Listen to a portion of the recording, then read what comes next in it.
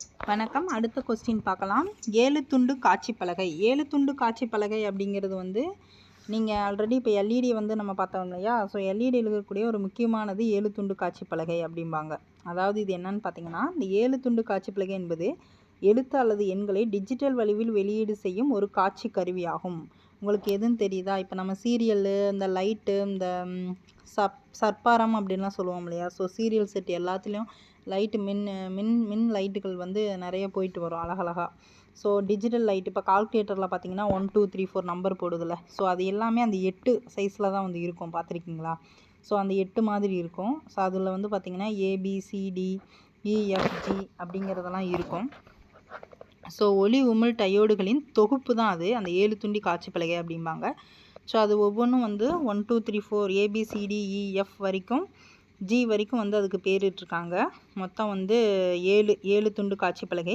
8வது உமிழ் டயோடு வந்து புள்ளி பக்கத்தில் வந்து ஒரு புள்ளி வச்சுருப்பாங்க. ஸோ அதான் வந்து 8வது உமிழ் டயோடு.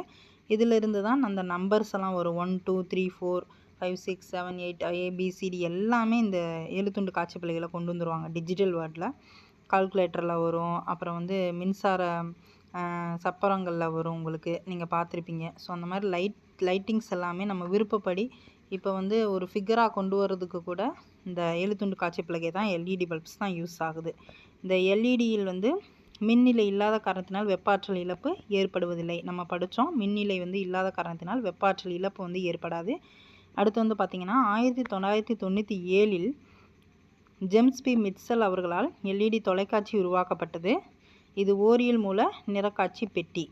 1997 எல்இடி தொலைக்காட்சி வந்து யாரால் உருவாக்கப்பட்டது அப்படின்னா, எப்போ உருவாக்கப்பட்டதுன்னா 1997 ஜேம்ஸ் பி மிட்சல் அவர்களால் எல்இடி தொலைக்காட்சி முதலில் உருவாக்கப்பட்டது. இது ஓரியல் மூல நிறக்காட்சி பெட்டி. இதில் வந்து ஒரு வண்ணம் தான் தெரிந்தது.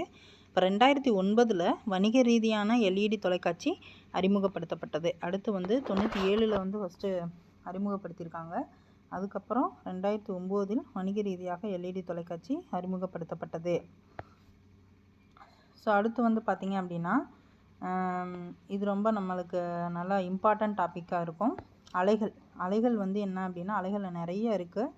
அதில் வந்து நம்ம செவியுணர் ஒலி அலைகளை வந்து ஃபஸ்ட்டு நாம் கேட்கக்கூடிய ஒலி அலைகள் அப்படிங்கிறது வந்து செவியுணர் ஒலி அலைகள். இது வந்து நம்ம ஆல்ரெடி சொல்லியிருக்கோம் இல்லையா? 20 ஹெர்ட்ஸில் இருந்து 20,000 ஹெர்ட்ஸுக்கு இடைப்பட்ட அதிர்வெண் கொண்ட ஒலி அலைகள் தான் நம்ம செவியுணர் ஒலி அலைகள். அதாவது இப்போ நம்ம காதால் கேட்கக்கூடிய எல்லா சவுண்டுமே 20 ஹெர்ட்ஸிலிருந்து 20,000 ஹெர்ட்ஸுக்குள்ளே இருக்கணும். அதிர்வெண் கொண்ட சவுண்டாக இருக்கணும். அந்த அதிர்வெண் கொண்ட சவுண்டாக இருந்தால் மட்டும்தான் நம்ம காதால் கேட்க முடியும். ஸோ நம் காதால் கேட்கக்கூடிய எல்லா ஒலியுமே, செவியுணர்வு ஒலி எல்லாமே 20 ஹெர்ட்ஸிலிருந்து 20,000 ஹெர்ட்ஸ் வரைக்கும் இருக்கணும். இவை வந்து நம்ம குரல் நாண்கள், அதாவது நம்ம பேசக்கூடிய ஒலிகளாக இருக்கலாம், அல்லது சவுண்டு, இப்போ ஒரு மியூசிக் வருது இல்லையா, இழுத்து கட்டப்பட்ட கம்பி போன்றவர்களால் ஏற்படுகிறது.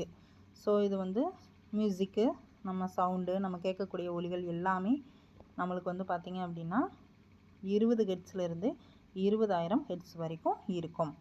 அடுத்து வந்து பார்த்திங்கன்னா குற்றொலி அலைகள் என்ன அப்படின்னா, 20 ஹெர்ட்ஸை விட குறைவான அதிர்வெண் உடைய ஒலி நம்மளால் கேட்க முடியாது. ஸோ கம்மியான சவுண்டு அது வந்து நம்மளால் கேட்க முடியாது. ஸோ அப்படிப்பட்ட ஒலி அலைகள் தான் குற்றொலி அலைகள். இப்போ வந்து அதுக்கு எடுத்துக்காட்டு பார்த்திங்கன்னா, நிலநடுக்கத்தின் போது உருவாகும் அதிர்வலைகள், கடல் அலைகள் மற்றும் திமிங்கலங்கள் ஏற்படுத்தும் ஒலி போன்றவையெல்லாம் குற்றொலி அலைகள் ஆகும். இப்போ நிலநடுக்கும் போது நமக்கு தெரியாது, மைல்டாக வந்து நம்மளுக்கு வந்து அந்த சவுண்டெல்லாம் கேட்காது. அடுத்து கடல் அலைகளும் நம்மளுக்கு கேட்காது. ஸோ 20 ஹெர்ட்ஸுக்கு மேலே இருந்தால் தான் நம்மளுக்கு கேட்கும். அதே மாதிரி 20,000 ஹெர்ட்ஸுக்கு கீழே இருந்தால் தான் நம்மளுக்கு கேட்கும். ஸோ 20 ஹெர்ட்ஸை விட கீழே போயிடுச்சு அப்படின்னா அது குற்றொலிகள். இது வந்து ஒன் வேர்டில் கேட்டாங்கன்னா நீங்கள் சொல்லணும், நிலநடுக்கத்தின் போது கடல் அலைகள், திமிங்கலங்கள் ஏற்படுத்தும் ஒலி எல்லாமே குற்றொலி அலைகள் ஆகும். அடுத்து வந்து மீயொலி அலைகள். மீயொலி அலைகள் அப்படின்னா, மனிதர்களால் கேட்க இயலும் 20,000 ஹெர்ட்ஸ் அதிர்வெண்ணுக்கு மேலாக உடையவை மீயொலி அலைகள். அதாவது இந்த மீயொலி அலைகள் வந்து மனிதனால் வந்து கேட்க முடியாது, உயிரினங்களாலெல்லாம் கேட்க முடியாது. இதை வந்து எது கேட்கும் அப்படின்னு பார்த்தீங்க அப்படின்னா, கொசு, நாய், இந்த டால்ஃபின் இதெல்லாம் வந்து மீயொலிகளை வந்து கேட்கும். மனிதர்களால் வந்து இதை வந்து கேட்க இயலாது. ஆனால் கொசு, நாய், வௌவால் மற்றும் டால்பின் போன்ற உயிரினங்களால் கேட்க இயலும். வௌவால் ஏற்படுத்தும் ஒலி தான் மீயொலிக்கு வந்து மிகச்சிறந்த எடுத்துக்காட்டு. ஸோ வந்து இந்த கொஸ்டினில் வந்து இப்போ வந்து 7 துண்டு காட்சி பலகை எல்இடியை பற்றி நம்ம பார்த்தோம். ஸோ அடுத்து வந்து எல்இடியில் வந்து மின் இல்லாத காரணத்தினால்தான் வெப்ப ஆற்றல் இழப்பு ஏற்படுவது இல்லை. மூணாவது வந்து எல்இடி தொலைக்காட்சி ஜேம்ஸ் பி மிட்சல் அவர்களால் 1997 உருவாக்கப்பட்டது. அடுத்து வந்து 2009ஆம் ஆண்டு வணிக ரீதியாக எல்இடி தொலைக்காட்சி அறிமுகப்படுத்தப்பட்டது. நாம் கேட்கக்கூடிய ஒலி வந்து செவியுணர் ஒலி அலைகள் 20 ஹெர்ட்ஸிலிருந்து 20,000 ஹெர்ட்ஸுக்கு இடைப்பட்ட அதிர்வெண் கொண்ட ஒலி அலைகள் நம்ம கேட்கக்கூடிய ஒலி. அதுக்கு கீழே இருந்தது 20 ஹெர்ட்ஸு கீழே இருந்ததுன்னா அது குற்றொலி அலைகள், 20,000 ஹெர்ட்ஸுக்கு மேலே இருந்ததுன்னா அது மீயொலி அலைகள். இதில் கேட்க இயலும்னு போட்டிருக்கு, சாரி அது கேட்க இயலாது, மனிதர்களால் கேட்க இயலாது.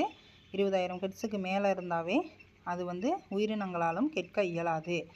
எதனால் கேட்க முடியும் அப்படின்னு பார்த்தீங்க அப்படின்னா அது வந்து வௌவால், கொசு, நாய் மற்றும் டால்பின் இதன் மூலிமா மீயொலி வந்து இது மட்டும்தான் எழுப்பும். மீயொலிக்கு எடுத்துக்காட்டு வந்து வௌவால்.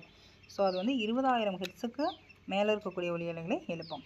ஸோ இந்த கொஸ்டின்ஸில் இருந்து உங்களுக்கு ஒன் வேர்ட் வந்ததுன்னா நீங்கள் தாராளமாக ஆன்சரை அட்டன் பண்ணிடுங்க. Thank you so much. அடுத்த வீடியோவில் பார்ப்போம்.